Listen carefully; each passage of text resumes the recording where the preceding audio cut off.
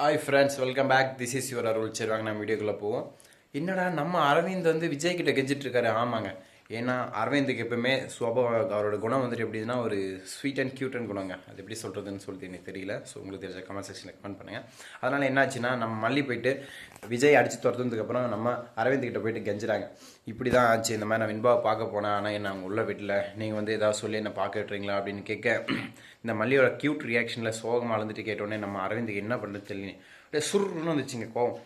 ரொம்ப மல்லியே வெண்பா பார்க்க விடலையா அப்படின்னு நேராக விஜய் கிட்ட போயிட்டு, விஜய் சார் நீங்கள் பண்ணுறதெல்லாம் சரியில்லை விஜய் சார், என்னதான் இருந்தாலும் இந்த மாதிரிலாம் பண்ணாதீங்க, மல்லி வெண்பாவை பார்க்கறதுனால என்ன பிரச்சனை, ஒரே ஒரு முறை பார்க்க மாட்டீங்களா அப்படின்னு கேட்க, இல்லை அரவிந்த் வேண்டாம், டாக்டர் வேணான்னு சொல்லிட்டாங்க அப்படின்னு சொல்ல, சேம் டைமிங்கில் டாக்டர் வந்துடுறாரு.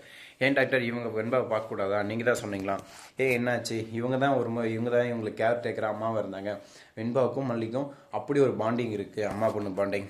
ஸோ அப்படி இருக்கும்போது இவங்க போனால் தானே அவங்க குணமாவாங்க, இவங்க இப்படி வெளியவே இருந்தால் எப்படி குணமாவாங்க அப்படின்னு கேட்க, நம்ம டாக்டரோ இல்லையே நான் அப்படிலாம் எதுவும் சொல்லலையே, நீங்கள் போயிட்டு தாராளமாக பார்க்கலாம் அப்படின்னு நம்ம டாக்டர் சொன்ன உடனே என்ன பண்ணுறதுன்னு தெரியாமல் விஜய் பேனு முழிக்கிறாரு.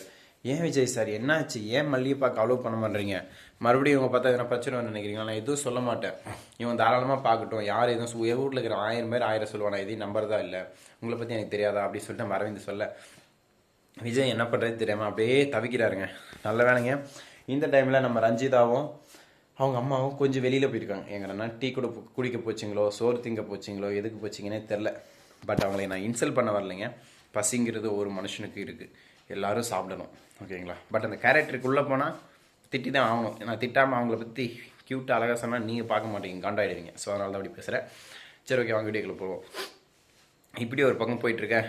உடனே விஜய் இருந்துட்டு இல்லை புரிஞ்சுக்கோங்க அரவிந்த் வேண்டாம், வெண்பா இப்போ ரொம்ப அப்செட்டாக இருக்கா, ஆனால் நீங்கள் சொன்ன மாதிரி நடந்துச்சு, நீங்கள் விகுதி கொடுத்த மாதிரி அவன் நெத்தியில் வச்சு விட்டோம், டாக்டர் வந்து நீங்கள் என்ன சொன்னீங்களோ அதை தான் சொன்னாருங்க, நல்லா இருக்கா ஒன்றும் பிரச்சனை இல்லைன்னு சொல்லிட்டாங்க, இருந்தாலும் உங்கள் மேலே நான் மரியாதை வச்சுருக்கேன், அதுக்காக நான் பார்க்க விடலாம், இருந்தாலும் வேண்டாம் அப்படின்னு சொல்ல, உடனே மல்லி இருந்துட்டு ஒரே ஒரு முறை பார்த்துறேன் சார் ப்ளீஸ்ன்னு கேட்க, உடனே நம்ம அரவிந்தோம் இவ்வளோ கெஞ்சுறாங்க, இவங்களுக்காவது ஒரே ஒரு முறை பார்க்க விடுங்களேன், ஏன் இப்படி பண்ணுறீங்கன்னு கேட்க, உடனே நம்ம விஜய் என்ன தெரியாமல் பண்ணுறது புரியாம அப்படியே மண்டே பிச்சுக்கிட்டு சரி ஓகே ஒரே ஒரு முறை விடுறேன் போய் பார்த்துட்டு வா அப்படின்னு சொல்ல, நம்ம மல்லி ஃபேஸை பார்க்கணும் பாருங்களேன், அப்படியே பௌர்ணமி டைமில் நிலா வெளிச்சம் இருக்குது பார்த்தீங்களா, அமாவாசை மாதிரி இந்த மூஞ்சி டிம்மாக இருந்தது, பௌர்ணமி நிலா மாதிரி பிரைட்டாக ஆகிடுச்சிங்க.